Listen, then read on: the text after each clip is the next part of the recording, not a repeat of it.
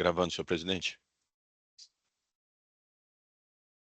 Bom dia, 3 de julho de 2025, 8 horas e 36 minutos. Declaro aberta a sessão da Câmara Superior do Tribunal de Impostos e Taxas de São Paulo.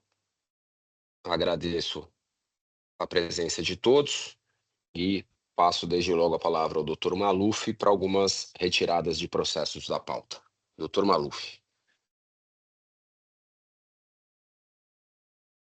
Bom dia a todos, bom dia, presidente, obrigado. O primeiro processo a ser retirado de pauta é o processo da Alimenco Importadora e Exportadora Limitada, a IN 4012374, relatoria do Dr. Clayton, e a pedido do relator para a retirada de pauta, presidente.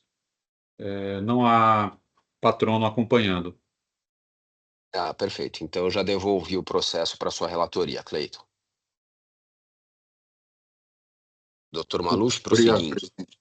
Próximo processo é o da Petróleo Brasileiro S.A. Petrobras, a IN 4057400, relatoria do Dr. Samuel Magro, um recurso especial da Fazenda, e está aqui para produzir sustentação oral o Dr. Luiz Madureira. Dr. Luiz, bom dia. Olá, bom dia. Dr. Luiz, infelizmente, o Dr. Samuel, relator do seu processo, está sem energia e não consegue ingressar na sessão. Então, teremos que retirar seu processo de pauta. Ele será pautado brevemente em uma próxima sessão. Não há problema, eu aguardo uma nova pauta. Desejo um ótimo dia de trabalho a todos. Obrigado, Dr. Luiz. Obrigado. Próximo processo, presidente, é o do Frango Nutribem Limitada, a IN 4062596, também da relatoria do Dr. Samuel, e não há patrono acompanhando. Perfeito, então já devolvi aqui a ele.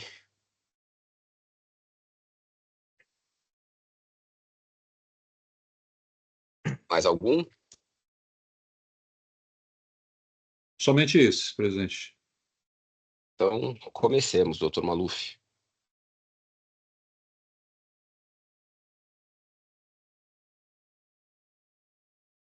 Raizen Energia S.A., a IN 4137931, relatoria do Dr. Clayton, é um recurso especial misto, e está aqui o Dr. Carlos Vidigal. Essa sustentação oral já foi realizada no mês de março, né? Então, está aqui para acompanhamento e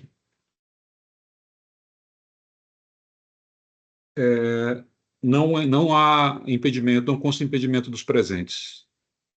Obrigado, Dr. Maluf. Bom dia, Dr. Carlos. Bom dia, presidente. Se o senhor tiver algum esclarecimento de fato a fazer, peça a palavra que lhe concedo, ok? Perfeito, presidente, agradeço. Dr. Clayton. Pois não, senhor presidente. Bom dia a todos. Estou aqui no resumo do relatório complementar do seu voto. Você tem um RESP misto contra o acordo proferido pela segunda Câmara Julgadora, que negou o provimento ao recurso de ofício, excluiu alguns subitens do item 2 e deu parcial provimento ao recurso ordinário para cancelar o item 3. Parcialmente o item 4 e limitar os juros à nova redação da súmula 10 do TIT. São 4 as acusações fiscais, sendo itens 1 e 2 de falta de pagamento do imposto e itens 3 e 4 de creditamento indevido. Sustentação oral já realizada, como dito. Quando profimento do meu voto, o colega Dr. Alberto Podgec retirou o processo em vistas para análise do cabimento do pedido preliminar de nulidade da Fazenda Pública, o qual eu havia conhecido e provido. Nesse sentido, o voto vista do colega ser o vencedor por maioria, não conhecendo da preliminar. Dessa feita, restando vencido perante o voto vista nas questões preliminares, o processo retornou sob minha relatoria para avaliação do mérito dos recursos das partes. A Fazenda Pública alega no mérito que os produtos indicados nos itens 3 e 4 não são consumidos integral e imediatamente no processo produtivo, Afirma que a decisão recorrida admitiu este fato, mas escorou em fundamentação não eleito pelo legislador e não prestigiado pela jurisprudência da Câmara Superior, sendo que o fato dos produtos participarem do processo produtivo não significa a garantia do direito ao crédito imposto. Indica aqui 4 decisões divergentes. A Fazenda Pública aqui alega, por fim, a existência de outras decisões da Câmara Superior, analisando outros processos, o qual envolve as mercadorias excluídas no acordo recorrido, sendo que o acetileno, afastado, indicado na decisão normativa 01/2001, só daria direito ao crédito se desintegrado totalmente no processo produtivo, indica aqui um aresto. Também alega aqui, na questão de mérito, que as correntes, correias, bagaceira e óleo lubrificante não possibilitariam o direito ao crédito por não consumir imediatamente ao processo produtivo ou integrar ao produto final, indica 2 decisões divergentes. E aqui, por fim, da vedação do crédito na entrada de bens de uso e consumo, indica aqui uma decisão divergente. Eu analiso aqui em conjunto a alegação da autuada, referente aos mesmos itens relacionados às demais mercadorias mantidas na autuação, no qual sustenta que o laudo técnico apresentado demonstrava que todas as mercadorias eram consideradas como insumos ou bens intermediários empregados no processo produtivo do estabelecimento. Afirma ainda o equívoco do acordo recorrido na análise parcial das mercadorias, sendo que todas aquelas autuadas foram mencionadas no recurso ordinário e estariam descritas no laudo técnico, que indica aqui um aresto. Com exceção de um aresto da Fazenda Pública, os demais paradigmas atendem ao cotejo analítico diante dos argumentos apresentados pelas partes com a resolução dada no acordo recorrido, conforme reprodução abaixo, que deixe proceder a leitura. De um lado, a Fazenda Pública manifesta o seu posicionamento acerca da possibilidade do crédito na entrada do insumo ou material intermediário, ser integrado ao produto final ou consumido imediata e integralmente no processo produtivo. Por outro lado, a autuada não entra no mesmo debate feito pelo ofício e optou por alegar, seguindo em certa parte a linha de raciocínio do acordo recorrido, de que todas as mercadorias autuadas foram utilizadas no seu processo produtivo sem configurar como material de uso e consumo. Apesar desses pontos de vista específicos, entendo que os critérios escolhidos pelas partes se entrelaçam perante a valoração das mercadorias autuadas em comparação com o processo de produção do estabelecimento. Com relação às mercadorias excluídas do acordo recorrido, gás acetileno, eletrodos, óleo lubrificante, bagaceira, kit bocal e eixo JD e correntes trans-PSP e das demais não avaliadas e que foram objeto de reclamação universal pelo contribuinte nas suas razões recursais, verifico 2 problemas. Primeiro, o posicionamento pacificado nessa Câmara Superior. E segundo, a falta de esclarecimento do correto uso dos produtos no processo de industrialização do estabelecimento. Na primeira questão, essa Igreja Câmara Superior consagrou o entendimento da necessidade na avaliação da atribuição do produto junto à atividade econômica do estabelecimento, conforme artigo 20, parágrafo 1º da Lei Complementar 8796, bem como da sua incorporação na mercadoria final ou da sua consumação de forma imediata e integral no processo de industrialização, onde eu cito aqui inúmeros acordos. Essa interpretação também é constatada na jurisprudência majoritária do Supremo Tribunal Federal, onde também cito vários acordos.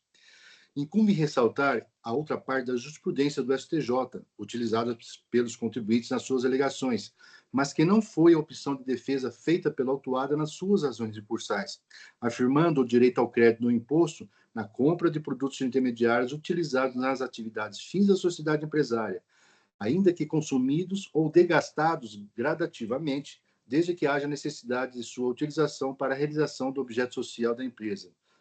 Cito aqui o acordo.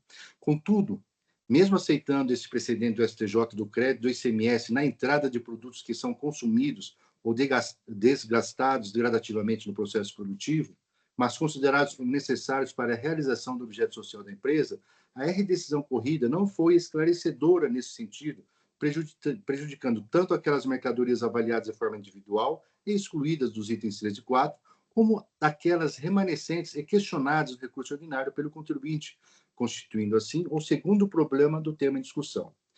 Nos termos da posição adotada pelo voto vista-vencedor da R-decisão recorrida, a questão levantada pela Fazenda Pública não foi a premissa fixada para a avaliação do caso concreto, mas pelo parâmetro da integração da mercadoria ao processo produtivo e da hipótese retratadas na decisão normativa CAT de 1/2001. Quanto a esta última questão, o acórdão recorrido entendeu que tal ato normativo indicou explicitamente o acetileno e eletrodos como exemplos de insumo produto intermediário nos termos do item 3.1, conforme o trecho abaixo reproduzido que deixarei de ler. Para essas mercadorias, a Fazenda indica o paradigma específico, o qual transcrevo parte e deixo de ler, de decisão da Câmara Superior, dando provimento ao recurso do fisco perante um contribuinte do mesmo ramo econômico. Nessa situação, sigo o entendimento exaltado em dito aresto, pois a simples indicação do gás acetileno e dos eletrodos no item 3.1 da decisão normativa CAT 1 de 2001 não significa a validação do crédito na entrada destes produtos, tendo em vista que este ato normativo indica a necessidade do consumo imediato do processo produtivo ou integração no produto objeto da atividade de industrialização. Para o ramo sucroalcooleiro, estes produtos não teriam vínculo direto na produção do açúcar e etanol, mas poderiam ser destinados para manutenção, reparo e conserto de máquinas ou equipamentos que participariam ou não diretamente do processo produtivo do estabelecimento. Assim, o simples fato dos produtos gás acetileno e eletrodos estarem indicados como exemplo na decisão normativa CAT 1/2001 não permite a tomada de crédito na entrada, em face da premissa anteriormente escolhida que orienta a finalidade do uso de qualquer mercadoria no processo produtivo. Com relação somente ao gás acetileno, o voto vista vencedor indicou o uso no funcionamento do maçarico empregado na produção da cana-de-açúcar, conforme relatado em folhas tais. E, não obstante restar vencido quanto às preliminares, há certo equívoco nessa avaliação do laudo técnico juntado na fase de recurso ordinário. Primeiro, na página tal, o documento informa que os gases para funcionamento dos maçaricos de corte são utilizados para a realização de manutenção dos equipamentos empregados nas operações agrícolas, sem mencionar o uso direto na produção de cana-de-açúcar nos termos abaixo reproduzidos, que também deixo de ler. Segundo, os itens indicados em tal laudo pericial correspondem com aquela da tabela 24, mas o acórdão recorrido indicou o gás acetileno na folha tal referente à tabela 59. Os produtos descritos na tabela 59 é retratada no laudo técnico destinado à oficina de manutenção de folhas tais, inclusive o produto eletrodos, conforme reprodução abaixo, que também deixo de ler. Diante dessa situação e sem fazer a reavaliação das provas, constato que a análise do laudo técnico feito pelo acórdão recorrido de forma precária não daria suporte para manter o afastamento do gás acetileno dos itens 3 e 4, e muito menos para o produto eletrodos, que foi fundamentado unicamente perante a sua indicação na decisão normativa CAT 1/2001. A respeito do óleo lubrificante, não houve a valoração do laudo técnico diante do entendimento particular do voto vista vencedor, de que referido produto era utilizado de forma efetiva no processo industrial para o funcionamento de maquinários e caminhões. Este posicionamento não condiz com o procedimento feito às demais mercadorias excluídas da autuação, sendo que os óleos lubrificantes podem ser utilizados em diversas peças de um maquinário e veículos, sem vinculação imediata na realização do objeto social da empresa, tendo em vista a possibilidade da finalidade como material de uso e consumo na manutenção dos maquinários. Desta forma, restando dúvida quanto a esse nexo de causalidade, restabeleço a mercadoria óleo lubrificante com fundamento no posicionamento da Câmara Superior acima relatado e da ausência de esclarecimento deste contexto junto ao processo de industrialização. Para o produto bagaceira, o acórdão recorrido indicou a folha tal, o uso junto à moenda no sentido de impedir a mistura do bagaço com o caldo, auxiliando na extração do mesmo, no qual teria contato direto com o insumo ou material intermediário. Em folhas tais, o laudo técnico afirma o seguinte, também não vou ler aqui. E, não obstante a indicação da vida útil da mercadoria de 1 ano, safra, informação suprimida na decisão recorrida e que poderia constituir como peça para substituição, conserto ou reparação do maquinário, aparentemente, o produto tem participação na moagem da cana-de-açúcar. Entretanto, haveria necessidade de demais esclarecimentos da sua utilidade perante o processo de industrialização, para, em hipótese não ventilada pela autuada nas suas razões recursais, seguir uma parte da orientação do STJ acima citada. A mesma interpretação é aplicável na mercadoria kit bocal e eixo JD. O acórdão recorrido informou que o laudo técnico não especificou como ele é utilizado diretamente. Contudo, cita um trecho deste documento afirmando a sua participação no sistema hidráulico do processo produtivo, mas suprime a informação da vida útil da mercadoria em até 2 anos, conforme consta em folhas tais, abaixo reproduzido, também não leio. Assim, em razão da ausência de esclarecimentos mais incisivos de tais produtos no acórdão recorrido e da interpretação lançada adicionando a jurisprudência dessa Câmara Superior, entendo como plausível restabelecer esses produtos nas infrações em análise. Diante desse paralelo jurisprudencial, independentemente da posição a ser adotada com relação às demais mercadorias, o contribuinte deixou de esclarecer qual era a pertinência delas com a atividade fim do seu estabelecimento, bem como em qual momento elas estariam localizadas nas etapas de processamento para a produção do açúcar e do etanol. A possibilidade dos produtos não serem imprescindíveis à atividade empresarial e passíveis de substituições para cumprirem a sua função, ou de estarem identificados em fase que sequer poderia ser considerados como processo industrial, são proposições tão dimensionadas quanto a perspectiva da recorrente em obter êxito nessa generalidade apresentada no presente pedido recursal. Em tese, essa solução poderia estar nas informações lançadas no laudo técnico produzida pela autuada, sendo que nas razões recursais não há quaisquer informações fazendo o esclarecimento e a conexão correta do processo de produção. Entretanto, nessa fase processual, é incabível a valoração das provas, o que poderia impossibilitar o conhecimento da alegação, mas que não foi objeto de questionamento nas suas razões. Dessa forma, conheço o pedido da Fazenda Pública e dou-lhe provimento para restabelecer os produtos gás acetileno, eletrodos, óleo lubrificante, bagaceira, kit bocal e eixo JD e correntes transporte SP dos itens 3 e 4, com base na jurisprudência da Câmara Superior. Da mesma forma, conheço do pedido do contribuinte, mas nego-lhe provimento e mantenho o entendimento do acordo recorrido na íntegra.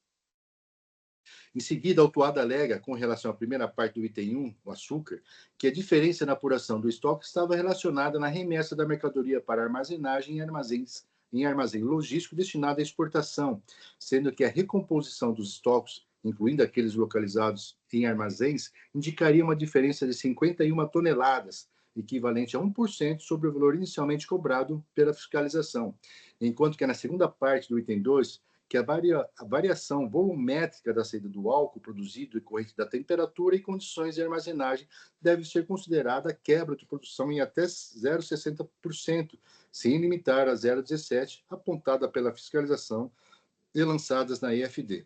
Para o item 6, o contribuinte apresenta a mesma fundamentação do pedido relacionado à segunda parte do item 1, por se tratar de entrada do álcool anidro, bem como aponta fundamento na portaria do Departamento Nacional de Combustíveis, número 26 de 92, e na instrução normativa anexa à portaria do Departamento Nacional de Combustíveis 0596. Indica aqui uma decisão divergente. Digo que o paradigma tem do cotejo analítico somente na segunda parte do item 1 e do item 6, tendo em vista que lidou com a mercadoria álcool hidratado, sem a inclusão do produto açúcar. No entanto, mesmo existindo tal similaridade de mercadoria, o aresto é inservível, pois a discussão tratava da apuração feita pelo levantamento fiscal de desaparecimento de certa quantidade de álcool hidratado ou outros fins e do surgimento de certas quantidades de álcool hidratado combustível consideradas como saídas e entradas não registradas, o que diverge da matéria contraditada pela autuada na variação volumétrica do álcool no armazenamento e transporte, considerado como quebra de produção, nos termos abaixo reproduzidos do voto vice-vencedor, que deixo de ler. Contudo, mesmo aceitando como paradigma válido, os argumentos da recorrente suscitam a revisão do acervo fático probatório, para constatar a ocorrência dessa variação volumétrica de quebra de estoque, principalmente por meio de laudo técnico, tendo em vista que aparentemente não houve o registro contábil de ditas ocorrências. Assim, não conheço do pedido recursal. Da mesma forma, não conheço dos demais requerimentos autuados. Para as alegações do item 2 e da redução da multa, o contribuinte não indicou e juntou qualquer paradigma para o cotejo analítico. No item 5, o recorrente juntou o aresto tal. Entretanto, a situação fática é diversa, pois o crédito foi considerado indevido diante a aquisição de óleo diesel, que posteriormente foi destinado às saídas posteriores do estabelecimento, bem como a matéria analisada pela segunda Câmara Julgadora não possuía qualquer relação jurídica com aquela trazida pela recorrente, além de confirmar a própria diversidade dos fatos apurados. Em dita ocasião, este órgão julgador entendeu que a maior parte do óleo diesel adquirido foi fornecido para terceiros que utilizou este produto nas máquinas e veículos destinados ao cultivo e colheitas de cana-de-açúcar e para o traslado de equipamentos, produtos e trabalhadores vinculados ao processo de produção de açúcar. Em outra parte, este combustível foi objeto de revenda, mas diante o fato da autuada ter destacado e recolhido o imposto nessa operação, mesmo tendo ocorrido a retenção da operação anterior pela sistemática da submissão tributária, o destaque devido ao imposto nessas notas fiscais de saídas foram objeto de atuação no item 2. assim, o valor deste crédito tomado estaria neutralizado pelo débito recolhido anteriormente, e reproduz os trechos pertinentes que também deixo de ler. Dessa forma, reitero o não conhecimento dos demais pedidos do recurso especial do contribuinte. Ante exposto, conheço o recurso especial da Fazenda Pública e dou-lhe provimento para restabelecer os produtos: gás acetileno, eletrodos, óleo lubrificante, bagaceira, kit bocal, eixo JD e correntes trans SP, aos itens 3 e 4, com base na jurisprudência da Câmara Superior, e com esse em parte recurso especial do contribuinte, nego-lhe provimento para manter o acordo recorrido na parte não modificada na íntegra. É assim que eu voto, senhor presidente. Desculpe a demora. Obrigado, doutor Cleiton. Doutor Alberto.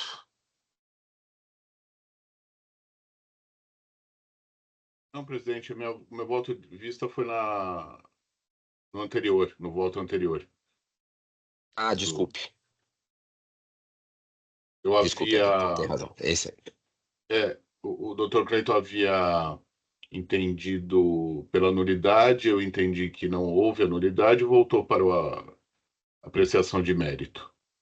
Não, perfeito. Nós estamos em debates, então. Sem inscritos?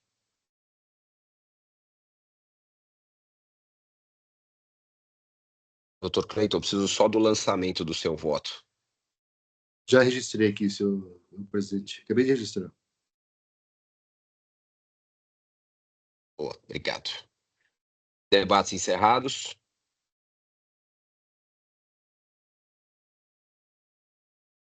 Verificando presença.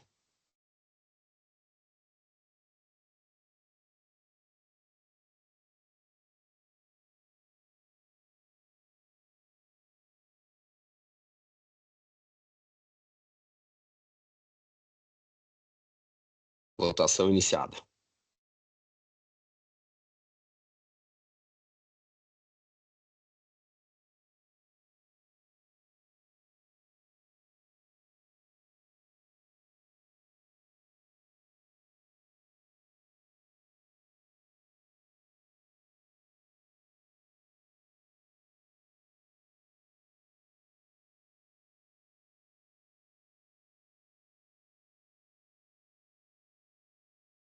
Votação.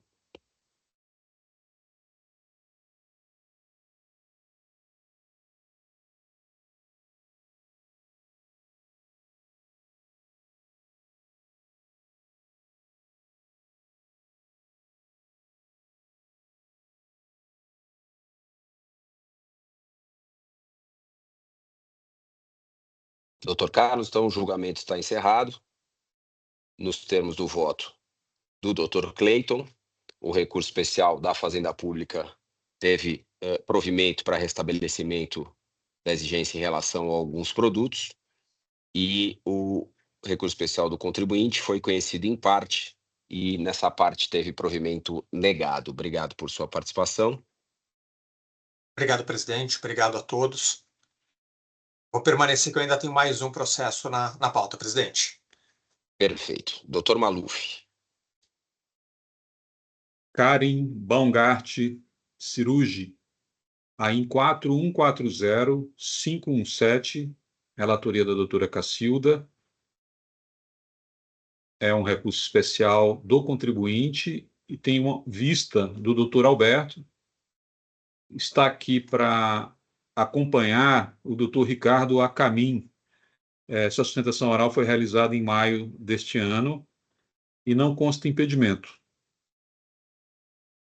Obrigado, doutor Maluf. Doutor Ricardo, bom dia.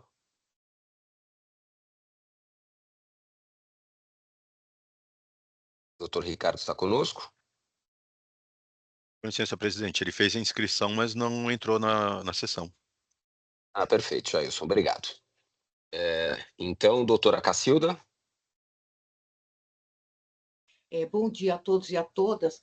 Eu vou fazer uma leitura resumida, porque nós tivemos um processo semelhante na terça-feira, sobre a mesma matéria, mesmos paradigmas indicados pelo contribuinte.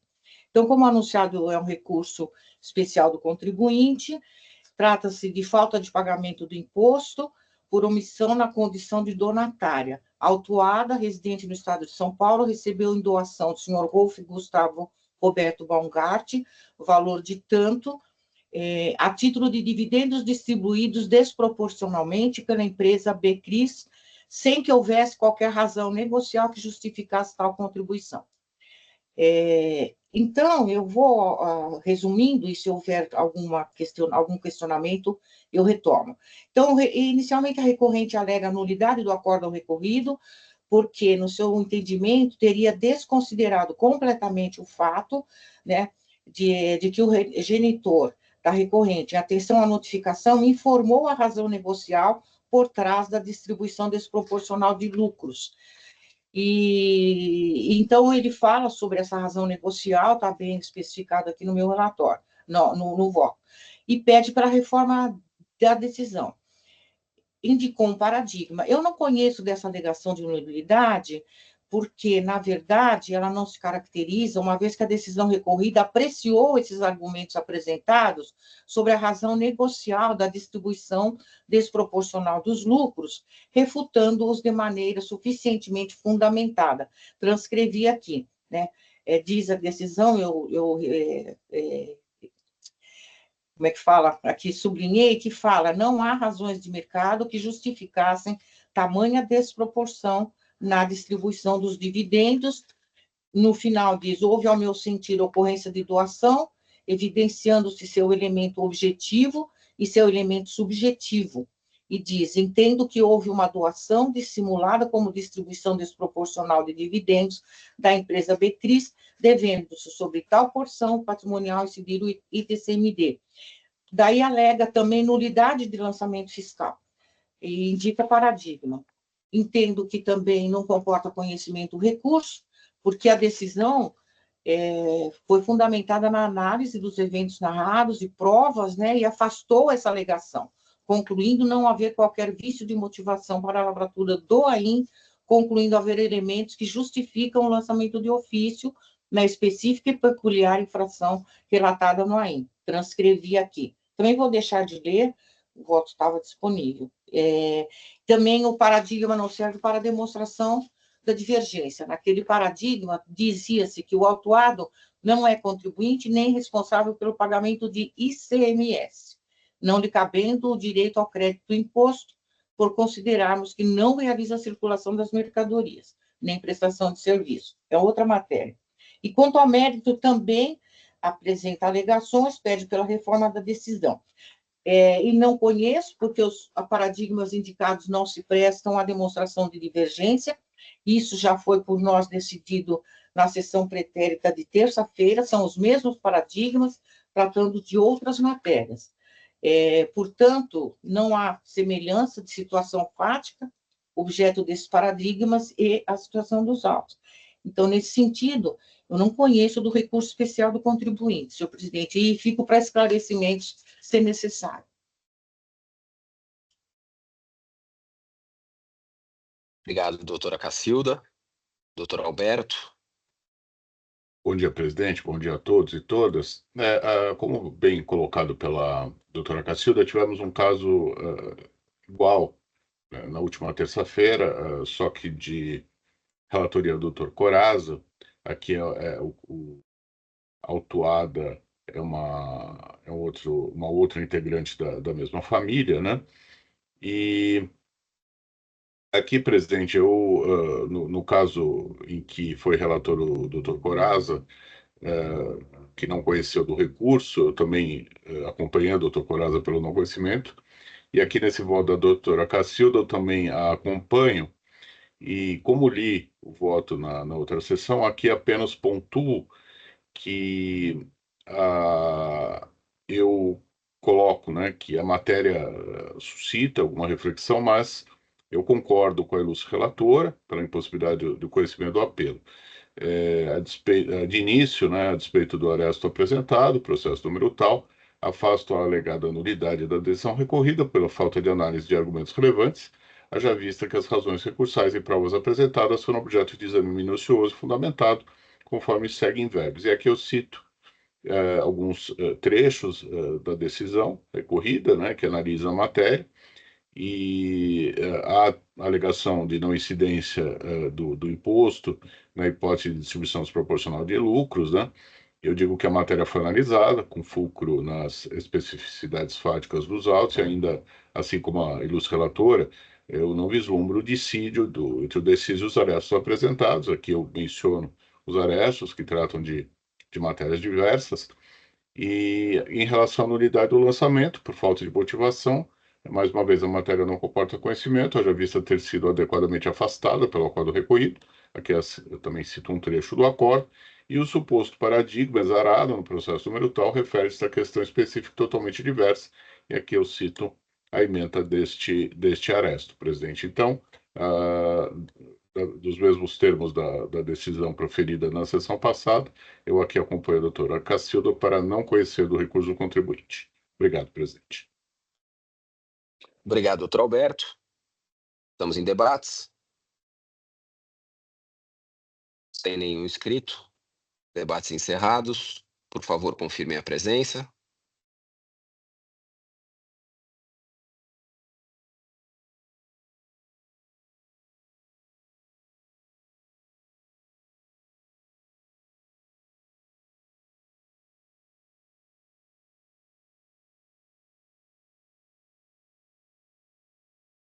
Votação iniciada.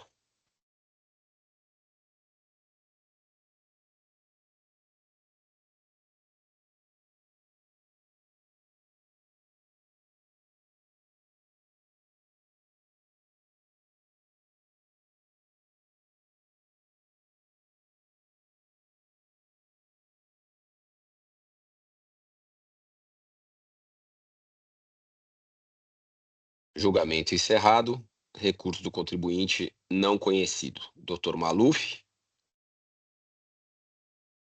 Presidente, consta aqui que estaria presente uma patrona para acompanhar o processo da Samsung, doutora Raquel Pontieri. Eu não estou vendo aqui na lista aqui de quem está presente na sessão.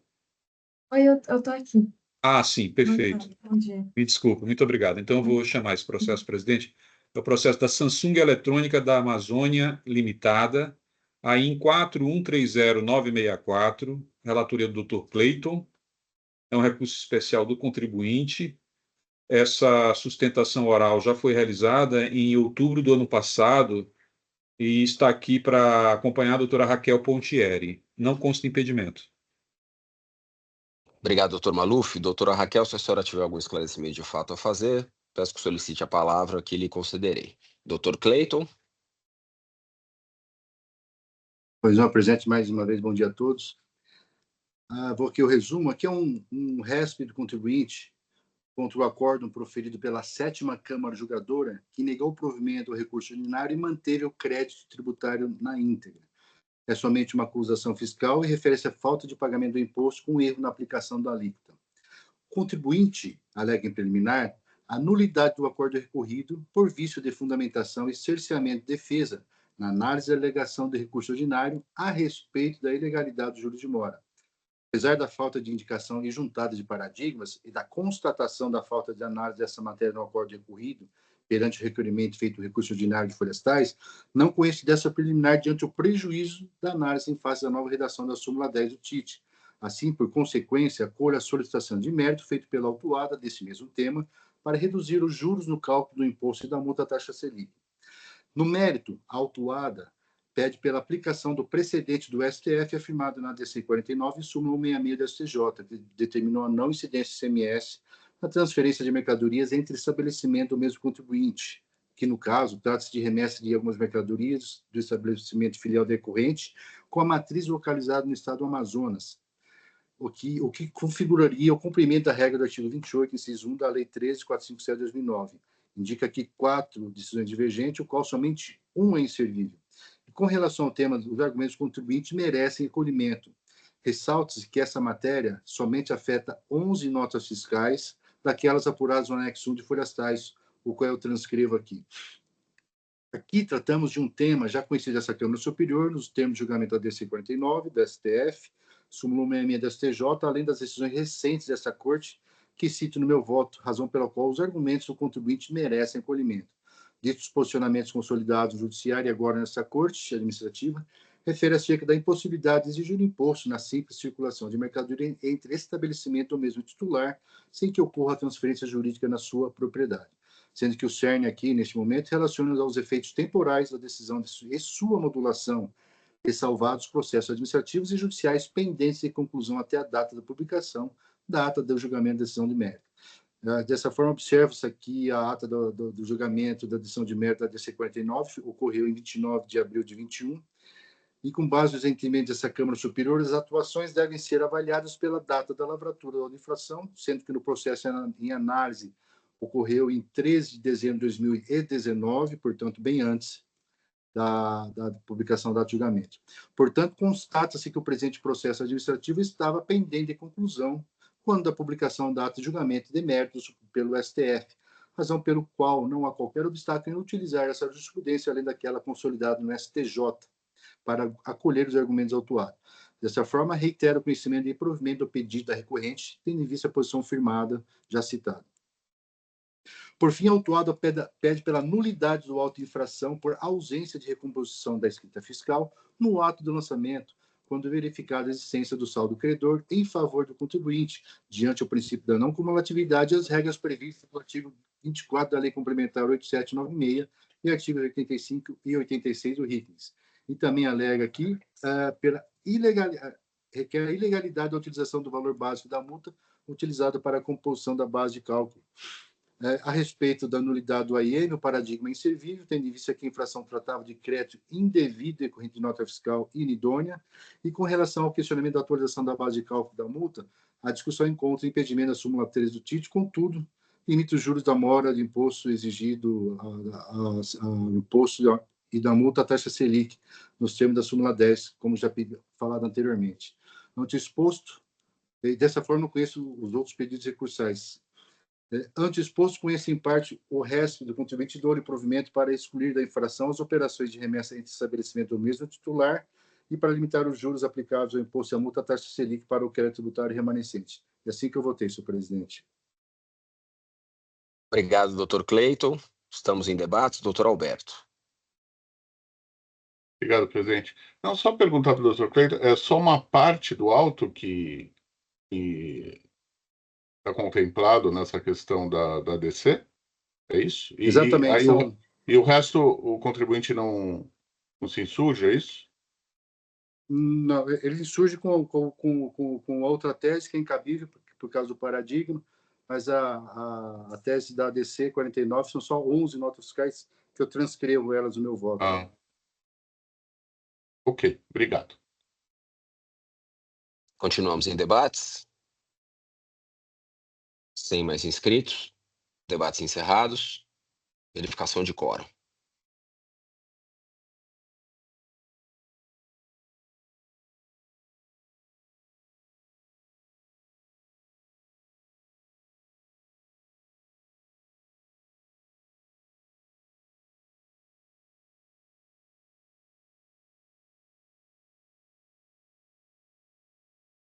Quórum. Votação iniciada.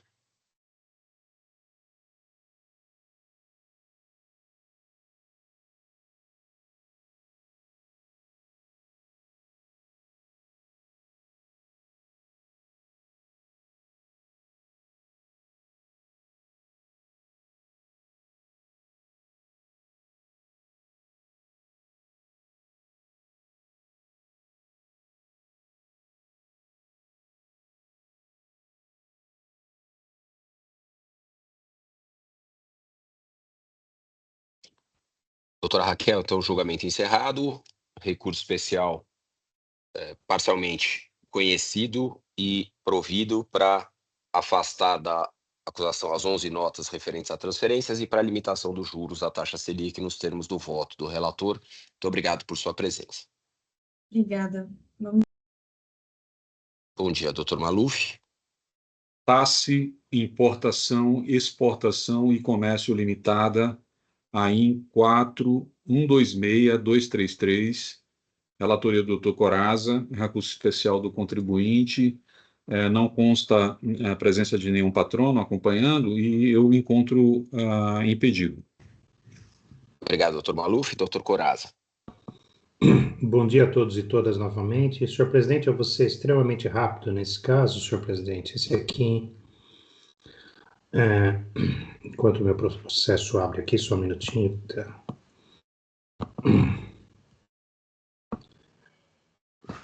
Aqui é um caso de um recurso especial em face da decisão da primeira Câmara Julgadora. São 14 itens que foram objetos de julgamento e a primeira Câmara Julgadora já afastou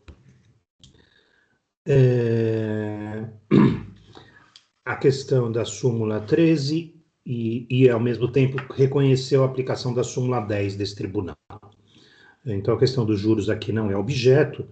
Dos 14 itens apresentados, todos eles são contestados, mas em nenhum momento da contestação e do recurso especial há citação de um paradigma ou a sua juntada.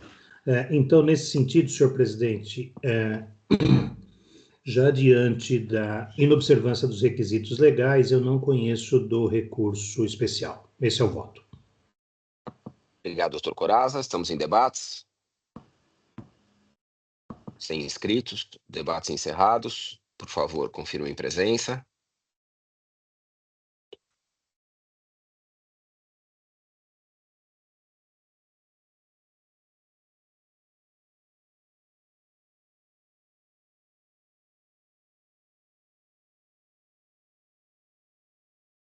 Presidente, posso indagar para o doutor Corazza se a questão dos juros já foi provida anteriormente?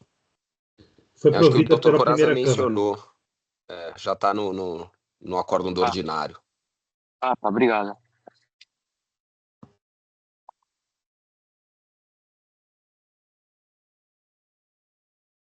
Votação iniciada.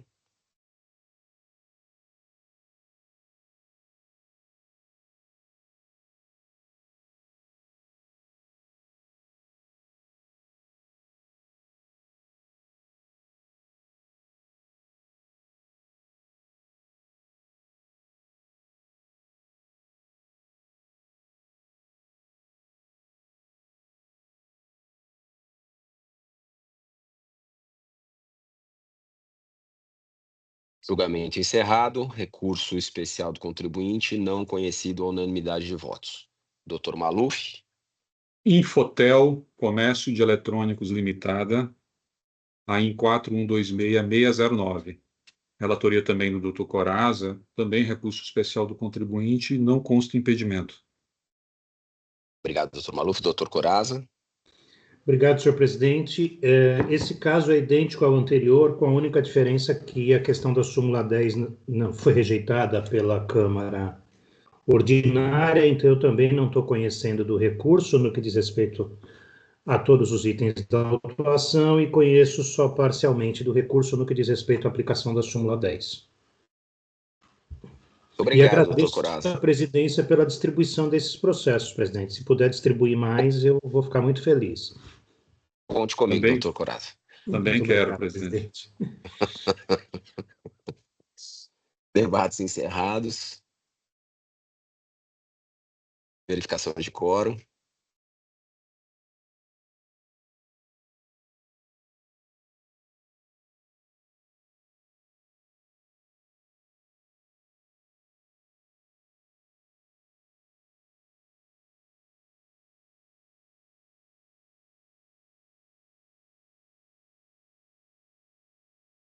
Votação iniciada.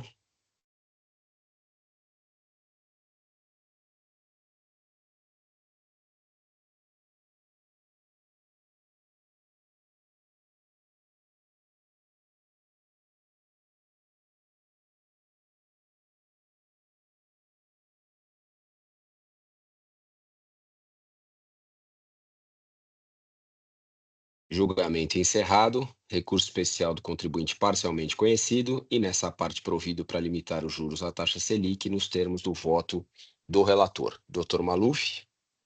FBA, Fundição Brasileira de Alumínio Limitada, AIN 4135-240, relatoria da doutora Cacilda, um recurso especial do contribuinte da Fazenda e não consta impedimento. Doutor Maluf, nesse caso, se não me engano, a doutora Cacilda quer analisar com maior profundidade esse processo. É isso, doutora Cacilda? Sim, se houvesse sustentação oral, eu estou com o relatório pronto, porém, como não há advogado presente, eu peço, então, que devolva para minha relatoria, tá? Dada a complexidade da matéria aí tratada. Perfeito, doutora Cacilda, já está devolvido. Doutor Maluf?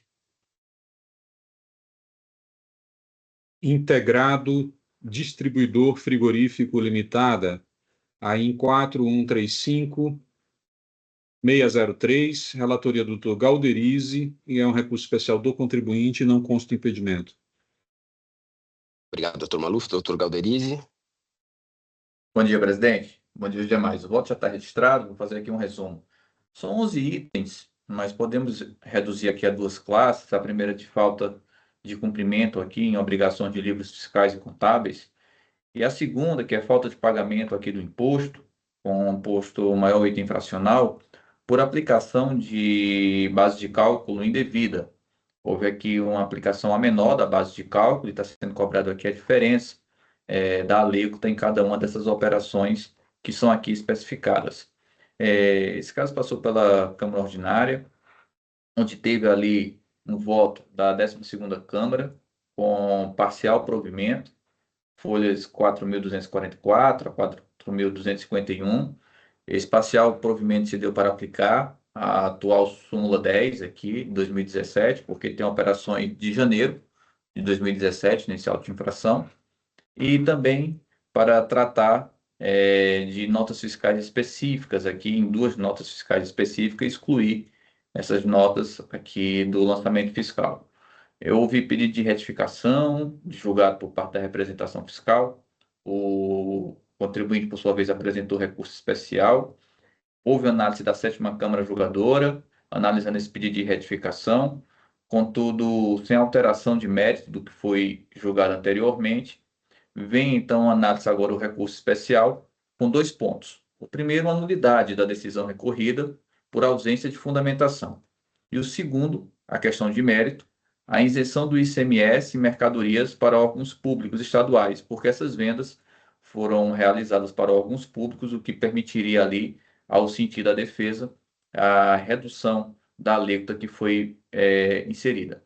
Eu aponto aqui do item A até o item G, argumentos que foram todos articulados no recurso especial, apontando tanto o tópico do argumento como a folha que foi inserida, mas eu já avanço rapidamente para pontuar que nenhum desses argumentos foram trazidos, seja em cotejamento, seja em juntadas de acordos paradigmáticos que permitissem aqui o avanço dessa análise. Então, portanto, em relação a esses argumentos do item A ao item G, não há aqui o cumprimento do artigo 49.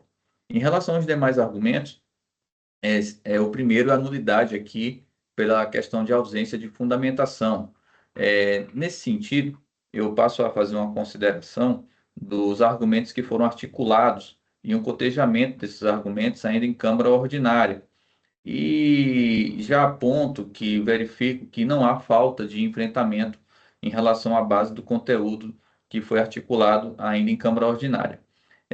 O que se verifica ali é que há um provimento no acórdão trazido para anular a decisão por falta de análise e omissão aqui a enfrentamentos, inclusive a portaria CAD. E boto aqui, inclusive, os pontos que foram trazidos em folhas 4.297, 4.302, do elemento que foi colocado aqui como cotejamento. Já analisando a decisão da 12ª Câmara, que é de 4.246 a 4.249, a gente identifica a situação bem diversa. Eu faço aqui, inclusive, destaque para alguns itens, item 16, item 20, item 30, 31 e item 45, como os itens principais que demonstram que não há passagem omissa ou não enfrentada da maneira adequada. É um trecho longo, eu acredito que como o voto já está registrado, havendo dúvida, eu fico aqui à disposição, mas encontra-se em negrito as partes principais. E eu chego à minha conclusão em relação à parte de fundamento. Eu verifico em relação ao item A, em relação ao item 1, que a falta de juntada do necessário conteúdo probatório pelo recorrente foi o que determinou o lançamento fiscal. Em relação ao item 2, a ausência de juntado necessário conteúdo probatório pelo recorrente, expresso aqui na passagem do item 30, também foi o que determinou o ponto de lançamento fiscal. Em relação aos itens 3 e 11, a comprovação da venda a consumidores finais, não obstante a alegação da recorrente, ocorreu através das próprias notas fiscais emitidas sem indicação de inscrição estadual, o que não permitiria, então, o entendimento, como foi colocado na defesa, e, nesse sentido, não haveria como fazer esse acolhimento. Eu insiro ainda que, em que pese um argumento vertente à temática de nulidade, nota-se que ela versa sobre análise ou não análise de provas e avançar além do que eu verifiquei em base de fundamentação, poderia trazer, inclusive, uma delimitação que nós não conseguimos avançar aqui em sede de Câmara Especial. Analisando aqui o mérito, que é a verificação de redução dessa base de cálculo, melhor, dessa alíquota, em virtude da operação final com pessoas jurídicas de direito público, eu pontuo que o cotejamento foi feito com a base do voto vencido e não do voto vencedor. Esse é um julgamento de 3-1, o quórum final. O julgamento prevalecente foi do Dr. Samuel Magro, que venceu, e o Dr. Samuel, naquela ocasião, ele se opõe justamente ao argumento que o contribuinte adota como base para defender o seu mérito, que se eu faço uma venda a um consumidor final de direito público, já tem um direito a fazer essa redução. E o Dr. Samuel, acompanhado da maioria na ocasião, determinou que a venda é condição necessária, mas não suficiente, deveria haver uma comprovação da redução do preço para atingir o sentido final da norma. Então, nesse sentido, como o cotejamento não foi com base no voto vencedor, também não haveria possibilidade de avanço.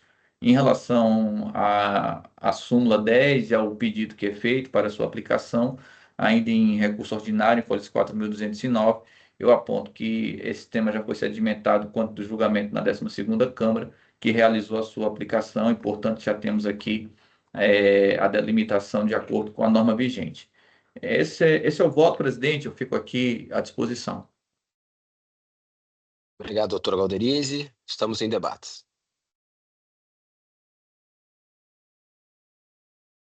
Sem inscritos. Encerro os debates. Verificação de quórum.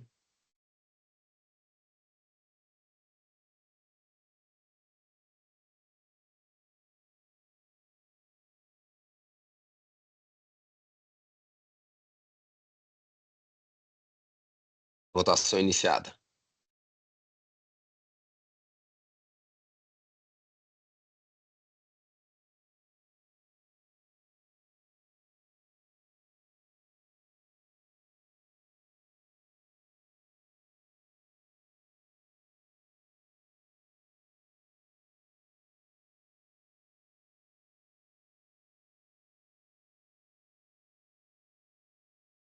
Votação.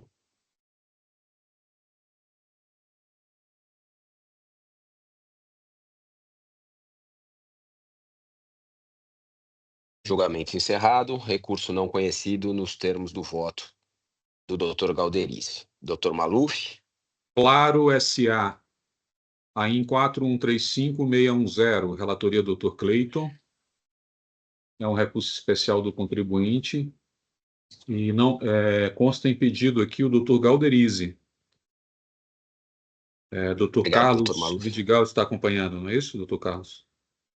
Perfeito, doutor João Maluf, muito obrigado. Doutor Carlos, se tiver algum esclarecimento de fato a fazer, já conhece o procedimento. Doutor Cleiton. Obrigado, presidente. Pois não, presidente.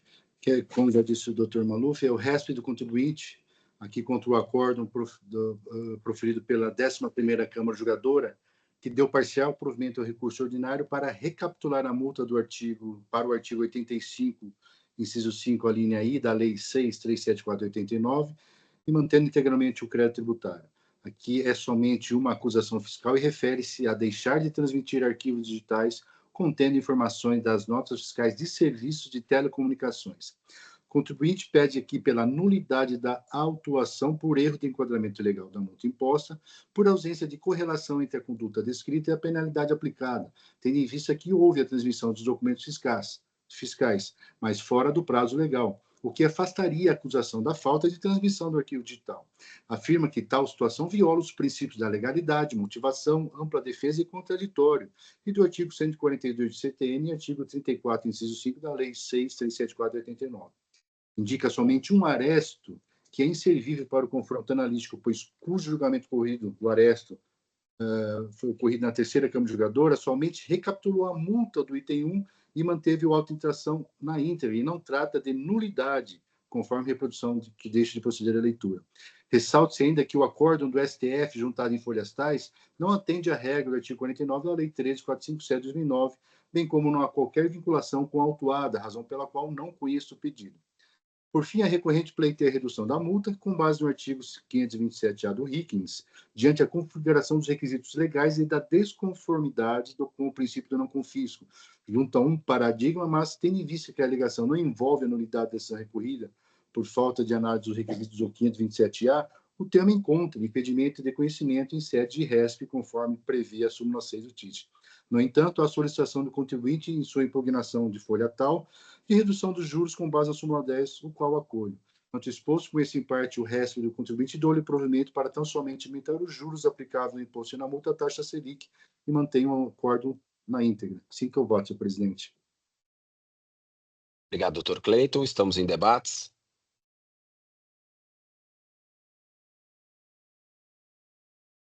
Tem inscritos? Solicito que confirme a presença.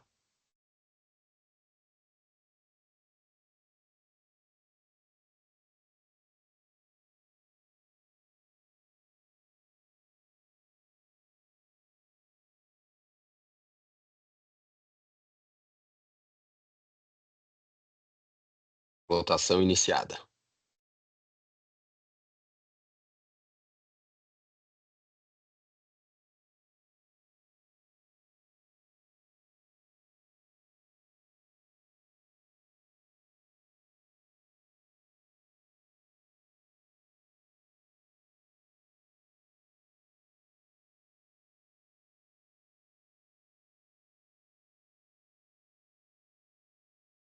Dr. Carlos, julgamento encerrado, recurso especial do contribuinte parcialmente conhecido e nessa parte provido para a limitação dos juros à taxa Selic. Muito obrigado por sua participação.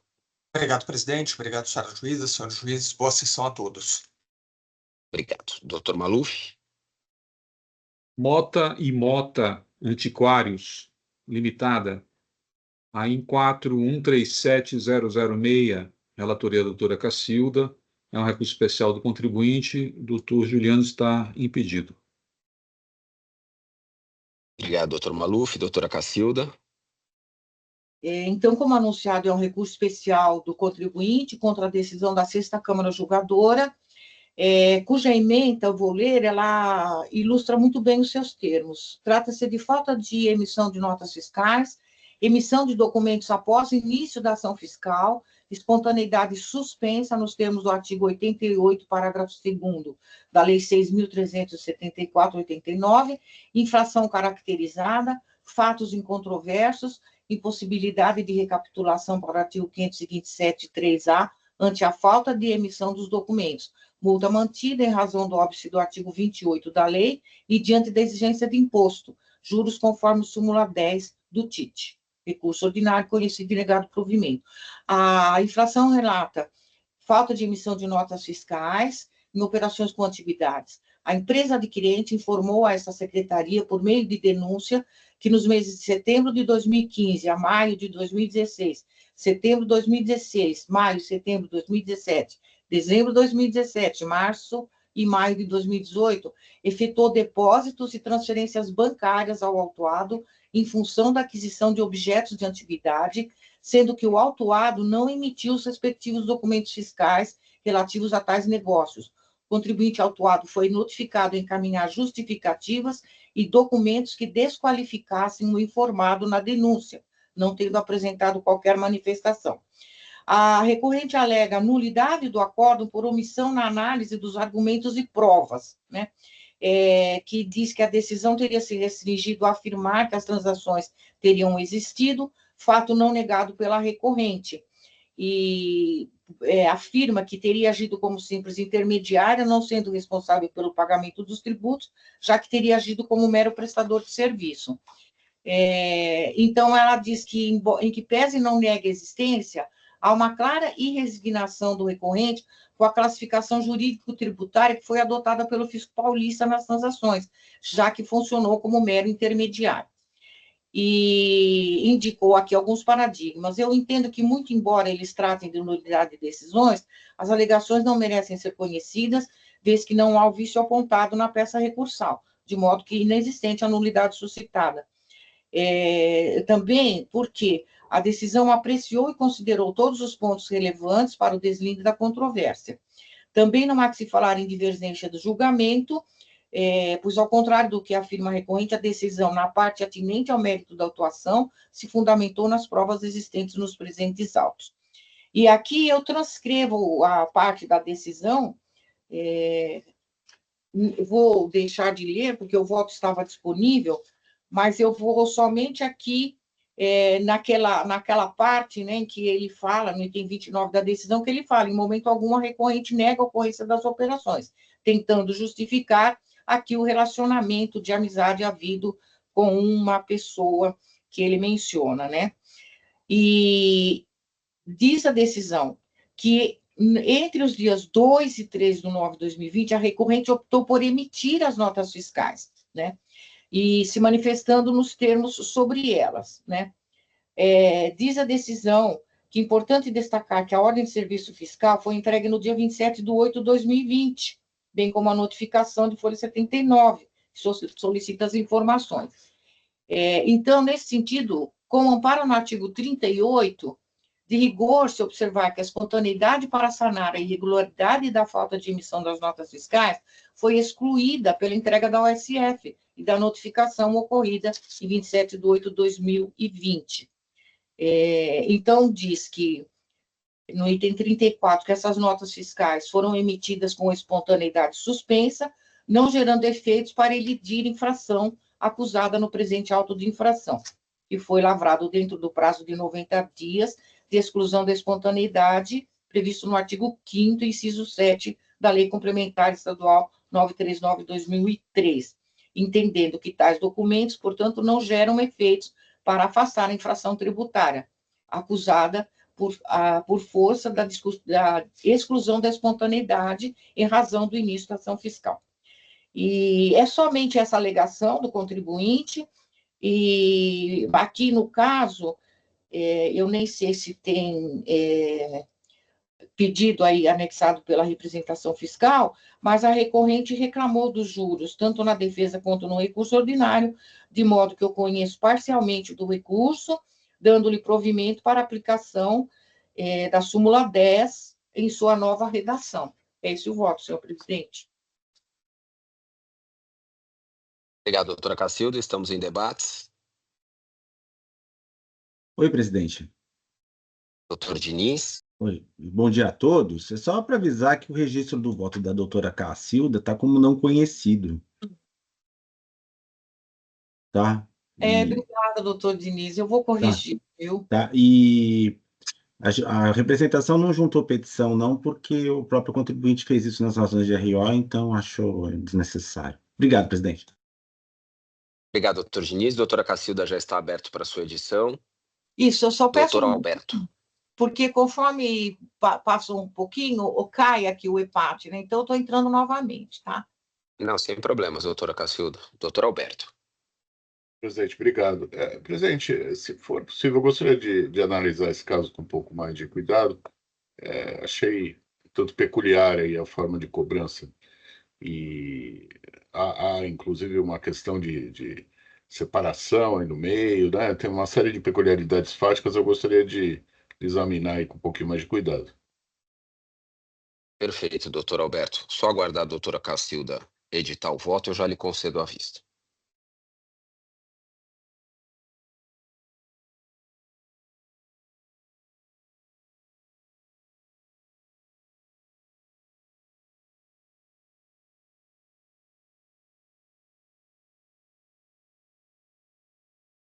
A doutora Cacilda já concluiu a edição.